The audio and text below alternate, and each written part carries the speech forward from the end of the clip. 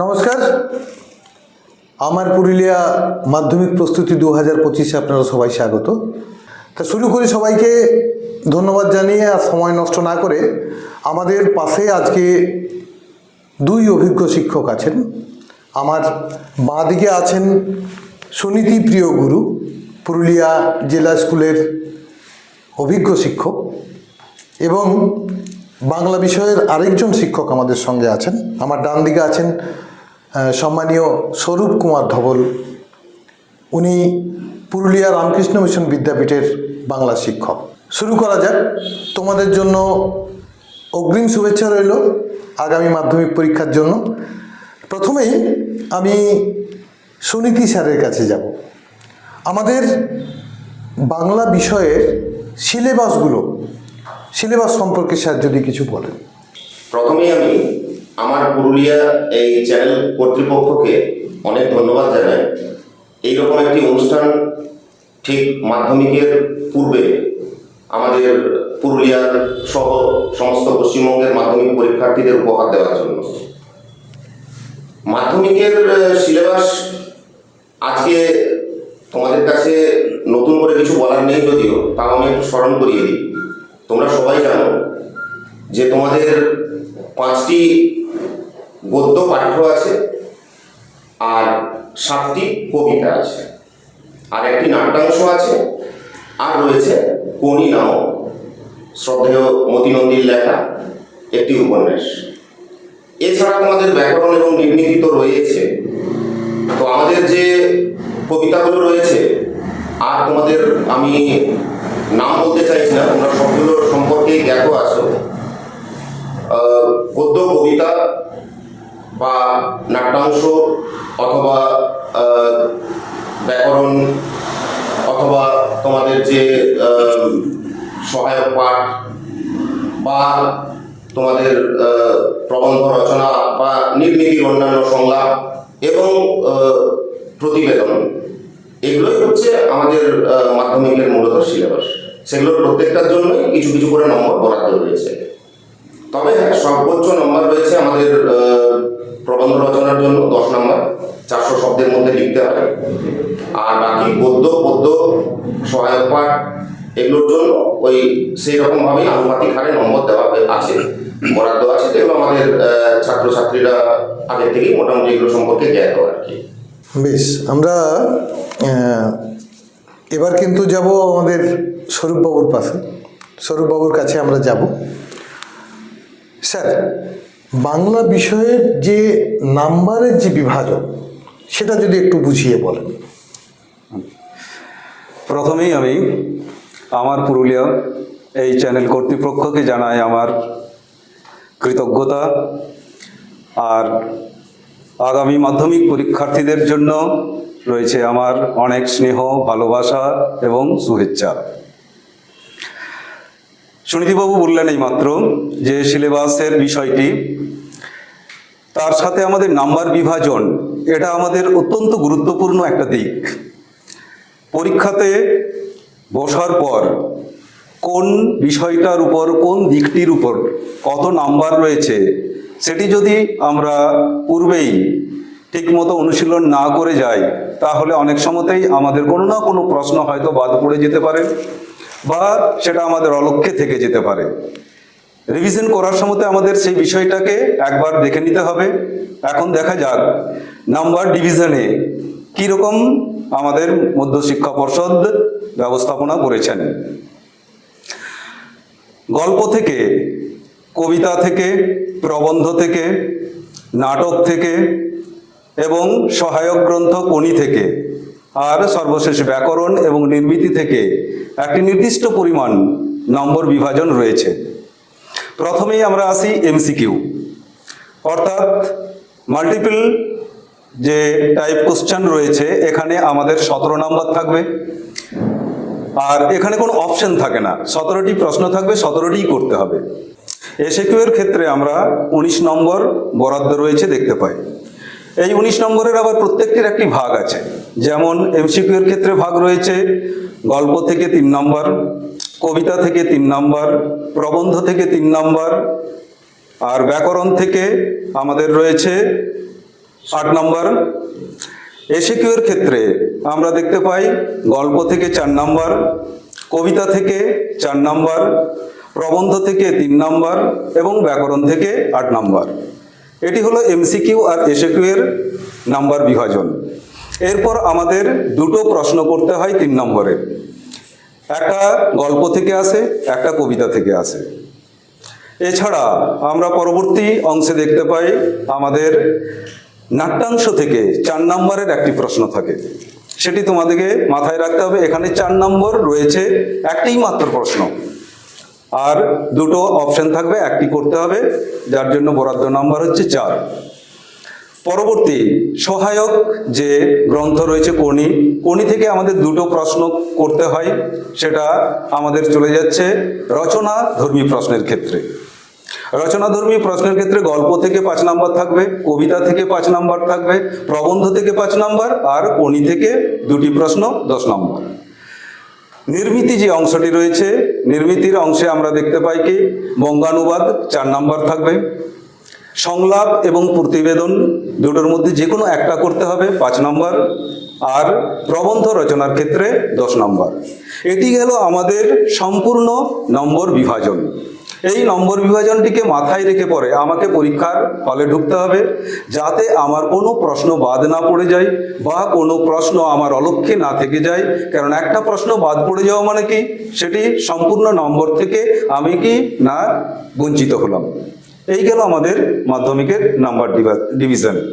বাহ, স্বরূপবাবু খুব সুন্দরভাবে আমাদের এই নাম্বার বিভাজনের ব্যাপারটা বুঝিয়ে দিয়েছেন। তোমরা যদি সেইভাবে ফলো করো তাহলে কিন্তু ভালো ফলাফল পেতে বাধ্য। এবার কিন্তু সুনীতি স্যারের কাছে যাব। স্যার, নাম্বার বাড়ানোর ক্ষেত্রে ছাত্রছাত্রীদের ঠিক কিভাবে পড়া উচিত বলে আপনি মনে করেন?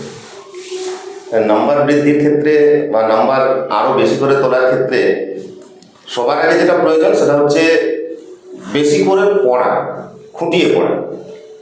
মানে গদ্য, যে সকল ছোট গল্প রয়েছে বা প্রবন্ধ রয়েছে, কবিতা যেগুলো রয়েছে, এবং সবচেয়ে বড় ব্যাপার যেটা কোনি বলে যে উপন্যাসটা রয়েছে, এগুলো প্রত্যেকটা খুঁটিয়ে পড়তে হবে। প্রথমত এমসিকিউ এবং এসএকিউ প্রশ্ন করতে হলে মানে খুঁটিয়ে পড়া ছাড়া কোনো উপায় নেই। আমি একটু স্মরণ করিয়ে দিই, মানে স্বরূপদা আমাদের পুরোটাই খুব ভালোভাবে বললেন নম্বর বিভাজন। একটা জায়গা আমি স্মরণ করিয়ে দিই যে তোমাদের কোনি এবং নাট্যাংশ যেটা আছে সিরাজউদ্দৌলা নামে, এই দুটো থেকে কোনো এমসিকিউ অথবা এসএকিউ আসে না পরীক্ষায়। কিন্তু তাই বলে এটা আমরা খুঁটিয়ে পড়বো না, এই ধারণাটা যদি রাখা হয় তাহলে কিন্তু নম্বর তোলার পথে ওটা একটা সবচেয়ে বড় বাধা হয়ে দাঁড়াবে। কেননা এখান থেকে যে বড় প্রশ্ন পড়ে সেগুলো অনেক সময় ওই উপন্যাস বা নাট্যাংশের একটা লাইন তুলে পড়ে। কাজে সেটা যদি তুমি ঠিক করে ধরতে পারো যে ঠিক কোন জায়গায় নেওয়া হয়েছে, তার প্রসঙ্গটা কি, আর মূল বক্তব্যটা তুমি যদি ব্যাখ্যা করতে পারো সঠিকভাবে, তাহলে মানে কোনো রকম সহায়িকা বই পড়ার তোমার কোনো প্রয়োজনীয়তা নেই। তুমি নিজেই ওখানে লিখতে পারবে যদি ক্লাসে ভালো করে মাস্টারমশাইয়ের পাঠদান তুমি শুনেছো, মনোযোগ সহকারে যদি শুনে থাকো। কাজে এই জায়গাটা গুরুত্বপূর্ণ, সবচেয়ে নম্বর বেশি তোলার ক্ষেত্রে সবচেয়ে বেশি গুরুত্বপূর্ণ খুঁটিয়ে পড়া।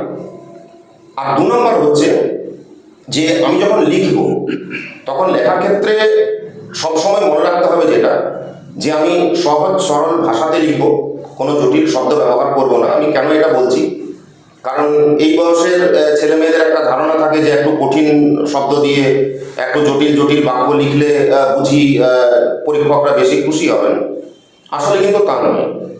সহজ সরল ভাষাতে সহজ সরল ভঙ্গিমায় যথাযথভাবে তুমি উত্তরটাকে লিখবে।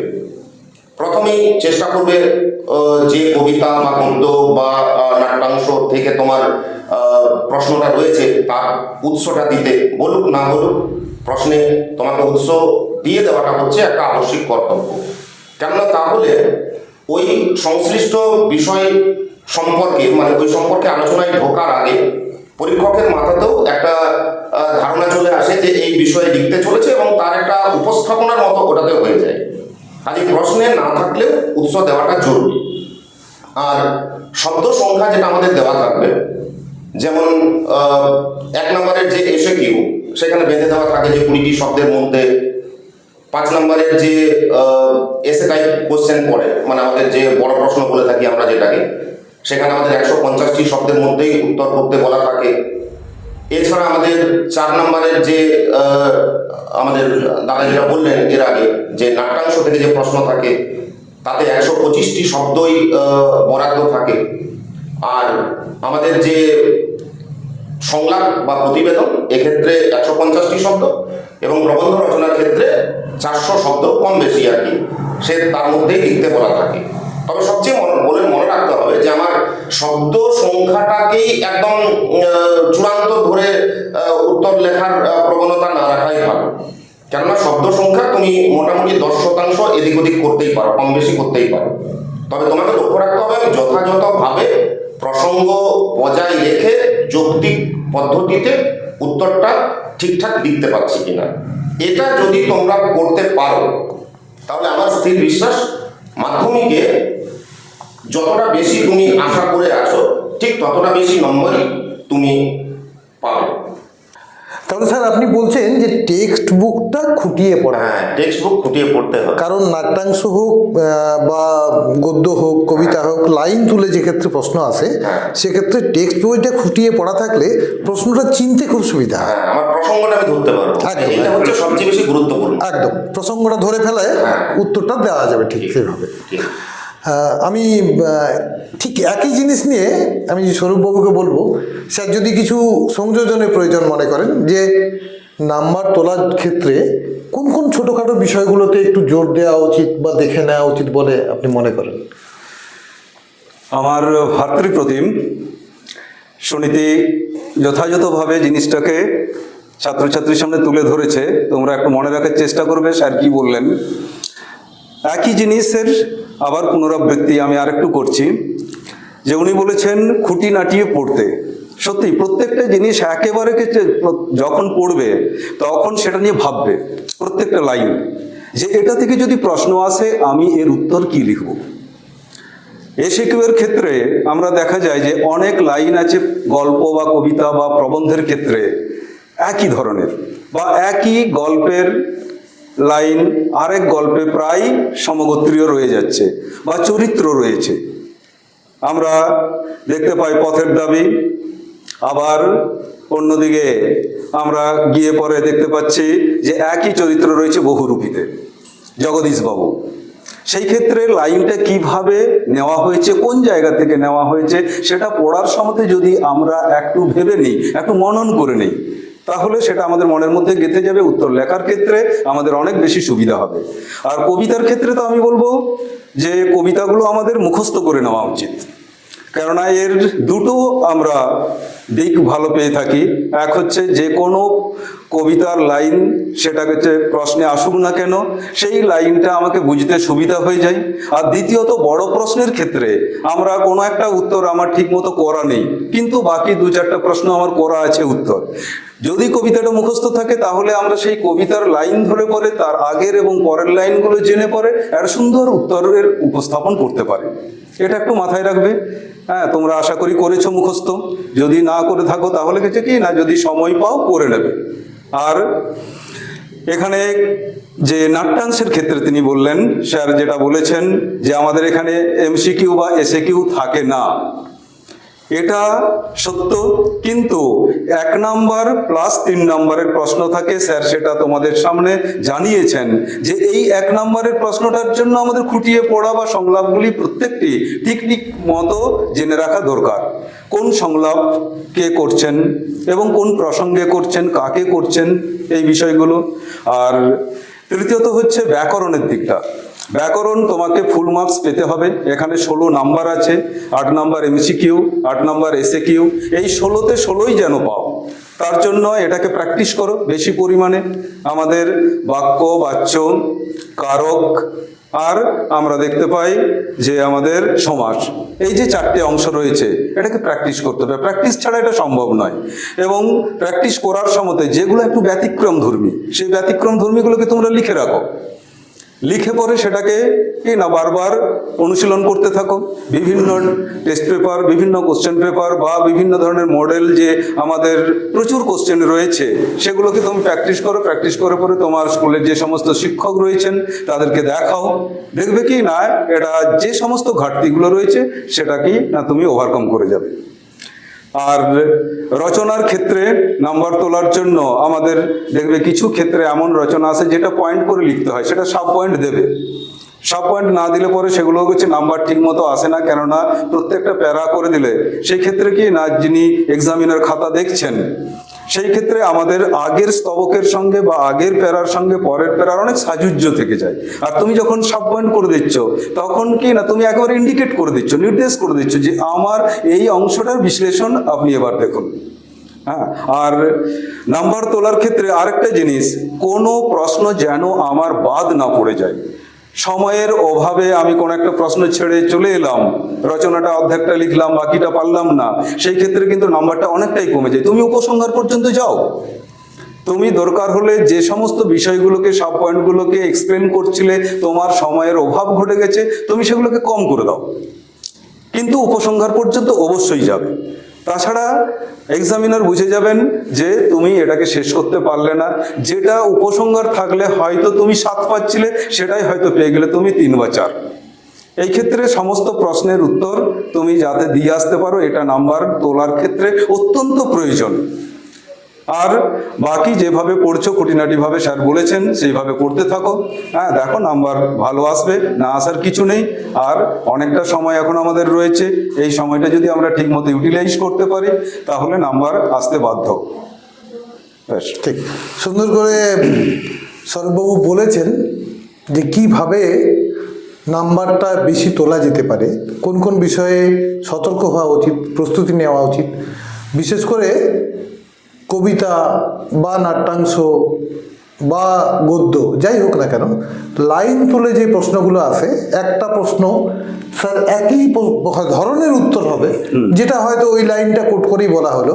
সেক্ষেত্রে প্রেক্ষাপটটা, প্রসঙ্গটা যদি ক্লিয়ার থাকে, নিজের কাছে পরিষ্কার থাকে, তাহলে সুন্দরভাবে গুছিয়ে উত্তরটা লেখা। হ্যাঁ, অবশ্যই। এবং স্যার বলেছেন যে ব্যাকরণ একটা বড় অংশ।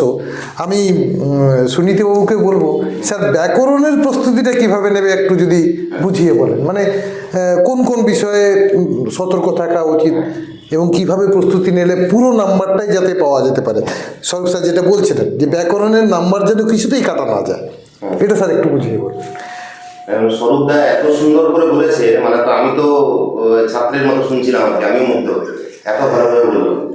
আসলে আমরা সবাই আমি ছাত্রের মতো করেই শুনছিলাম যে এত ভালো বললো। আমার তো খুব ভালো লেগেছে যে আমিও আমাদের ক্লাসের ছেলেদেরকে বলি আর কি, যে এইটা অনুসরণ করতে, যে স্বরূপদার যে কথাটা আমার সবচেয়ে বেশি ভালো লেগেছে সেটা হচ্ছে কবিতাগুলোকে মুখস্থ করে দাও। কবিতাগুলো মুখস্থ তুমি যদি করতে পারো তাহলে তোমার আর কোনো অসুবিধা হবে না প্রসঙ্গ ধরতে। আর গল্পগুলোকে বারবার করো, আর যেখানে যেখানে মনে হবে একই চরিত্র বা যেখানে যেখানে মনে হবে আমার এক ঝলকে সেই প্রশ্নের উত্তরটা ধরতে সমস্যা, সেই জায়গাগুলোকে দাগ দিয়ে রাখো এবং তারপর সেই জায়গাগুলোকে অনুশীলন করো। এটা দুর্দান্ত কথা বলেছে, এটাকে তোমরা ভালো করে মেনে চলবে। আর দেবাশিস দা, আপনি তো বলছেন আমাকে ব্যাকরণের ব্যাপারে বলতে। হ্যাঁ, তো ব্যাকরণে দেখো আমাদের 4টা তো মাত্র চ্যাপ্টার আছে। প্রথমে কারক অকারক সম্পর্ক, তারপরে আমাদের রয়েছে সমাস, তারপর আমাদের বাক্য ও তার শ্রেণীবিভাগ এবং সর্বশেষে বাচ্য। এই 4টি চ্যাপ্টার, বেশি চ্যাপ্টার নেই ব্যাকরণে। যদিও আমাদের এই অধ্যায়গুলো এক একটা অধ্যায় অনেক বড়, কাজেই তোমাদের খুব ভালোভাবে সেই অধ্যায়গুলোকে মনে রাখাটা হচ্ছে ভীষণভাবে জরুরি। তো ব্যাকরণের ক্ষেত্রে আমি তোমাদের একটা জিনিস বলবো, যেটা তোমরা সব প্রথম যখন যে চ্যাপ্টারটাই তোমাদের শিক্ষক শিক্ষিকারা শেখাচ্ছেন সেটাকে খুব যত্ন সহকারে আগে শেখো, খুব যত্ন নিয়ে শেখো। এবং এই যত্ন নিয়ে শেখার পর যেখানে যেখানেই তোমার মনে হচ্ছে যে এই জায়গাগুলোই আমার বুঝতে অসুবিধা হচ্ছে, এই জায়গাগুলো আমার আরও ভালো হলে সুবিধা হতো, তাহলে ওই জায়গাগুলোকে স্যার বা ম্যাডামদের কাছে জিজ্ঞেস করে সেই জায়গাগুলোকে আরেকবার ভালো করে বুঝে নাও। এবং সর্বশেষ বিষয়টা যেটা হচ্ছে যেমন ধরো তোমাদের কারকের যে শ্রেণী বিভাগগুলো আছে, কর্তৃকারক, কর্মকারক, করণকারক, নিমিত্তকারক, উপাদানকারক বা অধিকরণ কারকের, এক একটা কারকের মধ্যেও তো আবার নানা রকমের, যেমন কর্তৃকারকের নানা রকম কর্তার বিভাজন আছে। তোমরা তোমাদের পড়ার টেবিলের পাশে সমস্ত রকমের কর্তার বিভাজনগুলো একটা বড় পাতায় লিখে নেওয়া। লিখে নিয়ে ওই দেখতে দেখতে যখন তুমি দেখবে 1 মাস মোটামুটি দেখলে তোমার ওটা মুখস্থ হয়ে যাবে, তারপর তুমি ওটাকে তুলে রেখে দাও, ওটা আর তোমার কাছে প্রয়োজন নেই। এইভাবে তুমি প্রত্যেকটা কর্তাকে, কোনটা প্রযোজক, কোনটা প্রযোজ্য, কোনটা নিরপেক্ষ, কোনটাই বা তোমার অনুক্ত কর্তা, কোনটা ছদ্মকর্তা, এগুলো তুমি ঠিক বুঝে নাও আর সবসময় চোখের সামনে রেখো। তাহলে কিছুদিন বাদ তোমাকে আর ওই ব্যাপারটা নিয়ে আর ভাবতে হবে না, দেখবে তোমার মাথায় ঠিক ওই কোনটা কোন কর্তা ঠিক ঢুকে গেছে। আর সর্বশেষে যখন সব চ্যাপ্টারগুলোই তোমার পড়া হয়ে যাবে, স্কুলে কমপ্লিট হয়ে যাবে যখন সব, তখন তুমি একটা কাজ করবে, যে কোনো যে বাজার চলতি তোমাদের যে টেস্ট পেপারগুলো আছে বা বিভিন্ন রকমের যে কোশ্চেন ব্যাংকগুলো বের হয়, একটু নামি দামি দেখে ভালো স্যারদেরকে জিজ্ঞেস করে সেগুলো একটা সংগ্রহ করো। তারপর সেটা থেকে ভালো করে নিজে প্র্যাকটিস করো, অনুশীলন করো, এবং অনুশীলন করার পর অবশ্যই সেটা স্কুলে গিয়ে সেই দিদিমণিদের বা আমাদের স্যারেদেরকে সেটা দেখাও, নিয়ে তারপর নিজের ভুলগুলোকে ভালো করে বুঝিয়ে নাও। তবেই কিন্তু ব্যাকরণে তোমার একদম ওই যেটা আমাদের সৌরভদা একটু আগে বললেন যে 16-তে 16 নম্বর পাওয়া, তবেই সম্ভব হয়। মানে ওখানে বিন্দু মাত্র যদি অবহেলা করেছো তাহলে কিন্তু ওই 1 নম্বর বেরিয়ে গেল, মানে অনেক চলে যাবে। কারণ অন্য জায়গায় ওই 1 নম্বরটা সংগ্রহ করতে হলে তোমাকে অনেকটা পরিশ্রম করতে হবে, কিন্তু ব্যাকরণের ক্ষেত্রে তোমাকে লেখার ক্ষেত্রে তোমার যথাযথ উত্তরটা যদি তুমি লিখতে পারো, তাহলেই তুমি কিন্তু নম্বরটা অতি সহজে তুলে নিতে পারবে। যে কারণে যেটা আমি সবচেয়ে বেশি প্রয়োজন বলবো সেটা হচ্ছে এই শেষ দিকটাই, মানে এই টেস্টের পর থেকেই যত বেশি পারো টেস্ট পেপার ধরে অনুশীলন করো, আর তারপর তোমার স্যার বা দিদিমণি যিনি আছেন তাকে ভালো করে খাতাটা দেখাও, নিজের ভুলগুলো ভালো করে দেখো, তবে ব্যাকরণের কোন নম্বরই তোমার যাবে না, এ ব্যাপারে আমি নিশ্চিত।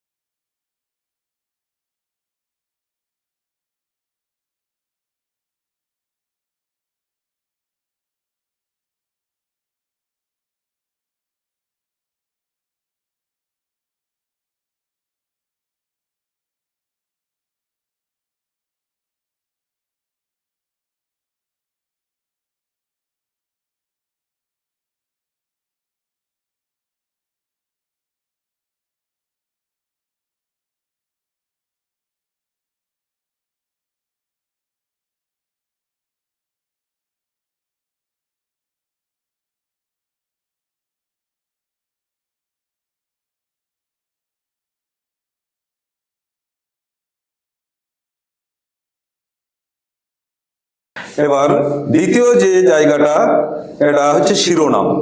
শিরোনাম যথাযথ হওয়া দরকার, কারণ একটা শিরোনাম হচ্ছে একটা প্রতিবেদনের জানালা স্বরূপ। এই জানালা দিয়ে আমরা যেমন উকি দিয়ে বাড়ির ভিতরটাকে কিছুটা অবলোকন করতে পারি বা তার একটা কিনা আইডিয়া বা ধারণা পেতে পারি, ঠিক শিরোনামের মধ্য দিয়ে আমরা ওই প্রতিবেদনটার একটা ধারণা পাই।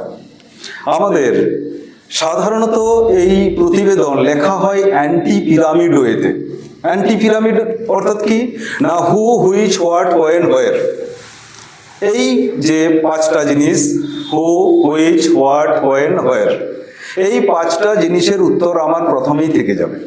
তারপর হাউ, কেমন ভাবে হলো তার বিশ্লেষণ হবে। কেননা এই যে ব্যস্ততার যুগে প্রতিবেদন আমরা সব পড়তে পারি না, প্রথম সবকটা হয়তো পড়ে পড়ে বা যে হেডলাইনটা পড়ে পড়েই আমরা কি করি না, লিখে দিই। সেই ক্ষেত্রে আমাদের এখন যেটা সবচেয়ে বেশি প্রযোজ্য সেটা হচ্ছে অ্যান্টি পিরামিড ওয়েতে।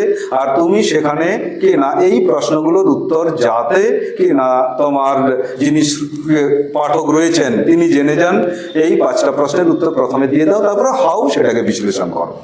এটা এবার এই বিশ্লেষণের ক্ষেত্রে শেষে এসে পড়ে একটা সামাজিক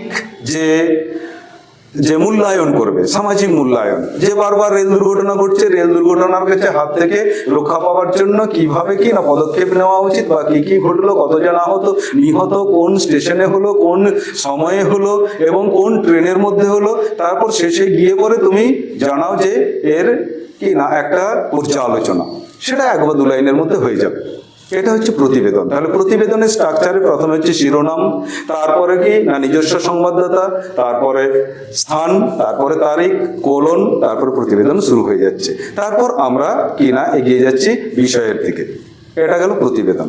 সংলাপ, সংলাপের ক্ষেত্রে আমাদের একটা স্ট্রাকচারকে সবসময় অনুসরণ করতে হয়, কেননা এই সংলাপটা কাদের মধ্যে হচ্ছে, কুশীলব, অর্থাৎ এখানে যে দুজন ব্যক্তির মধ্যে সংলাপটা হচ্ছে তাদের একটা নাম, হ্যাঁ, কুশীলব দিয়ে পরে তুমি নাম দিয়ে দাও।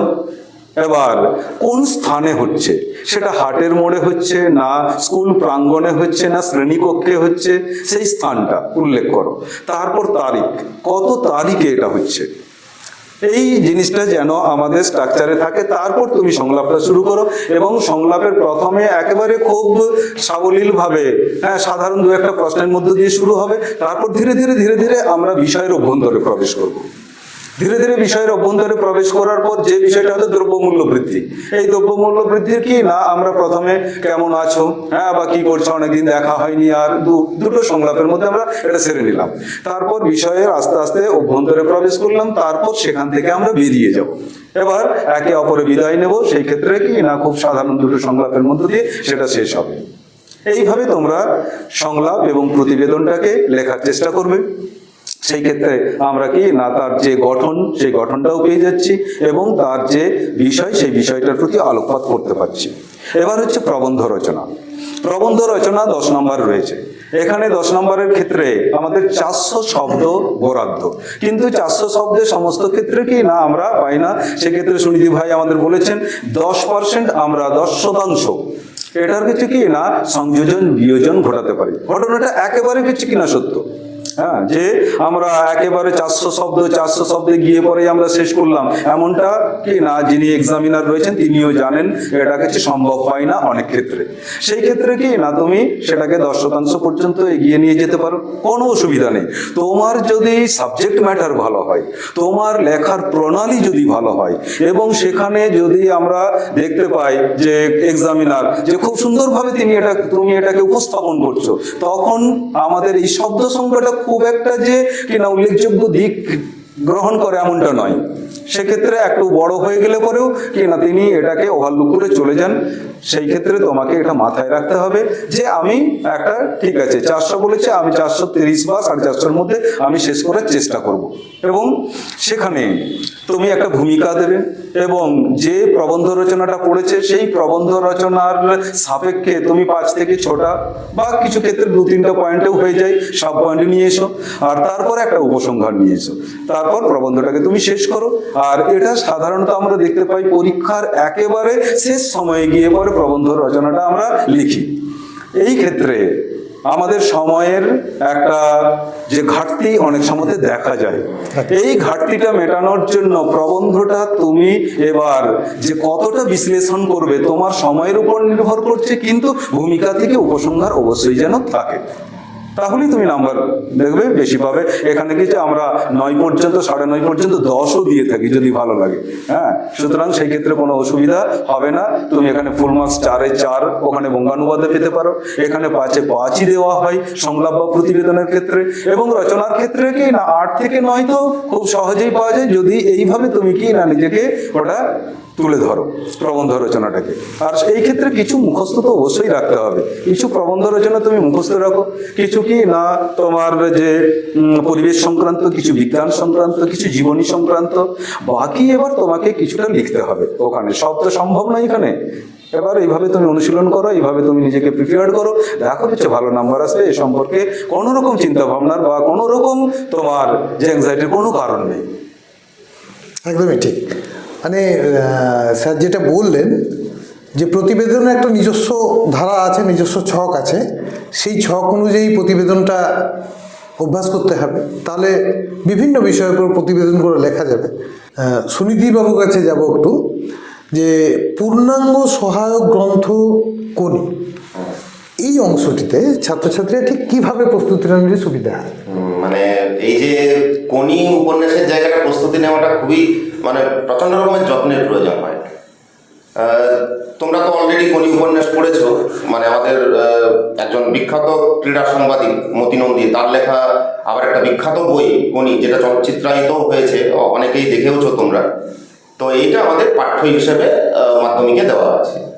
তো তোমাদের একটা জিনিস তোমরা ভালো করে জানো, দেখেছো একটা বড় উপন্যাস, মনে হচ্ছে আমার যতটুকু যে 14টা প্রায় অনুচ্ছেদ রয়েছে, আর প্রায় 73 মানে 73 পাতা জুড়ে বিস্তৃত উপন্যাস।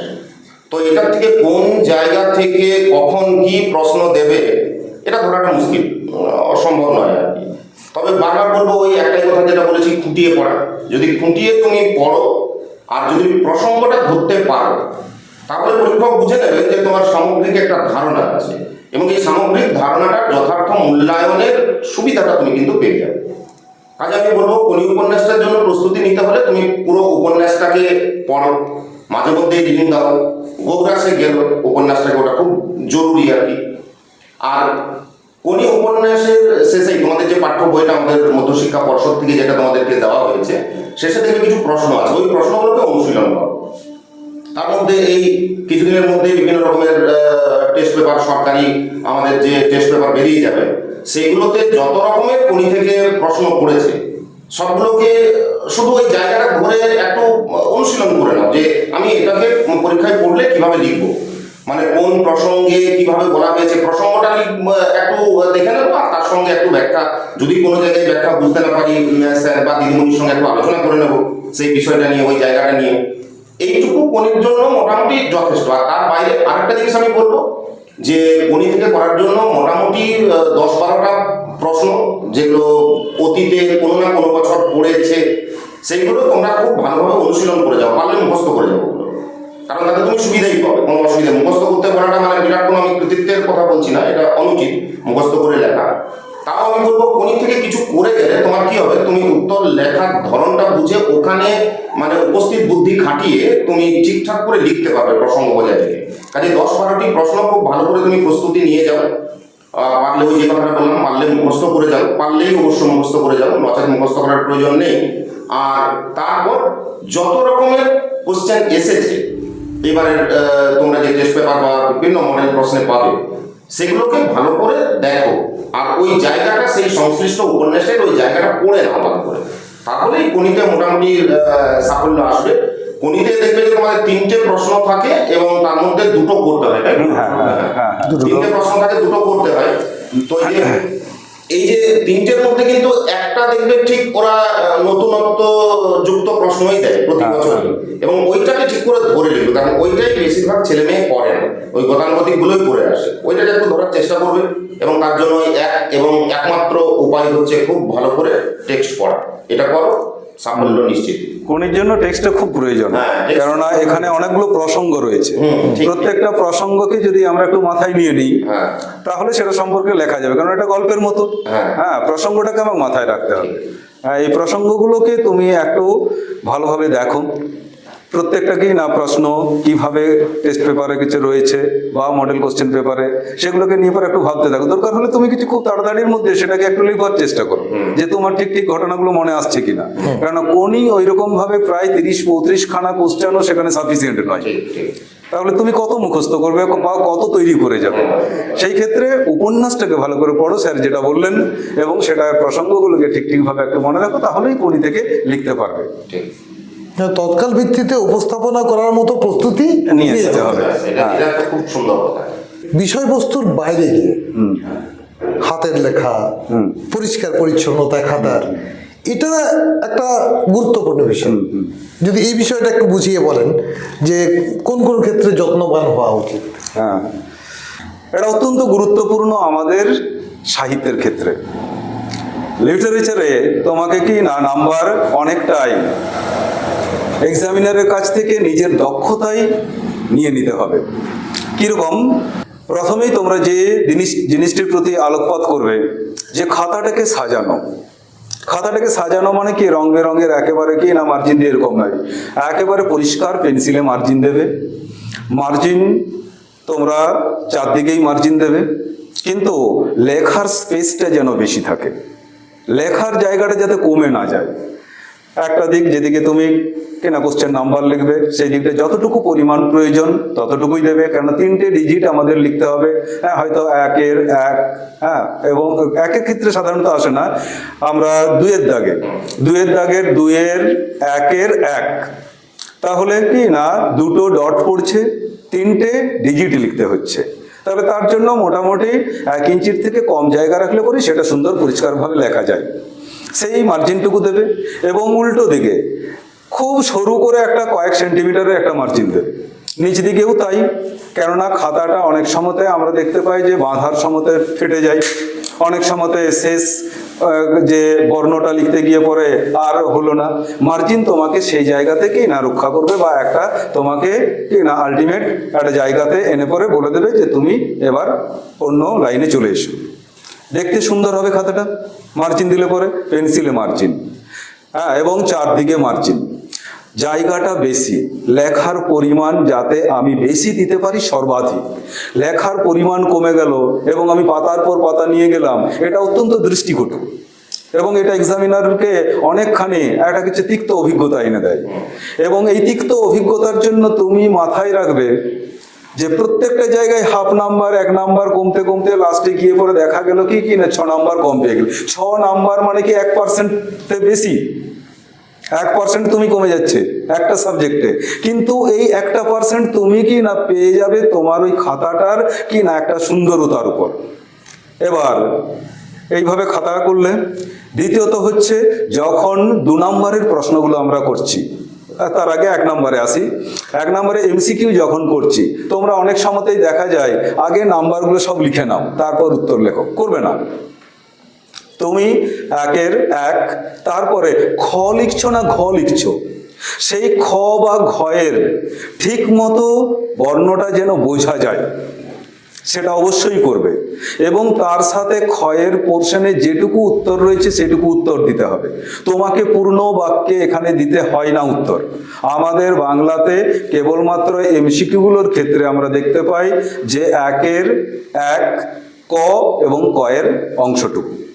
এবার যখন উত্তরগুলো নিচে নিচে লিখবে, এবং নিচে নিচে লেখার ক্ষেত্রে তুমি অন্তত খানিকটা জায়গা স্পেস ফাঁকা রাখো, অর্থাৎ 1 আঙ্গুলের থেকে একটু কম জায়গা ফাঁকা রাখো, পরিষ্কার যাতে বোঝা যায়, কোনো রকম বাধার সম্মুখীন যেন এক্সামিনার না হন। কেননা প্রথম উত্তরেই তুমি যদি তাকে একটা বিরক্তি এনে দাও, তাহলে পরবর্তী ক্ষেত্রে গিয়ে পরে তার একটা যে প্রভাব দেখা যেতে পারে। কমেন্টস করো, ভালো লাগলে বন্ধুবান্ধবের মধ্যে ছড়িয়ে দাও, শেয়ার করো, যাতে আরও বেশি ছাত্রছাত্রীদের কাছে এই ভাবনা, এই আলোচনা বিষয়বস্তুগুলো ছড়িয়ে পড়তে পারে। আজকের মতো বিদায় নিলাম, ধন্যবাদ, নমস্কার।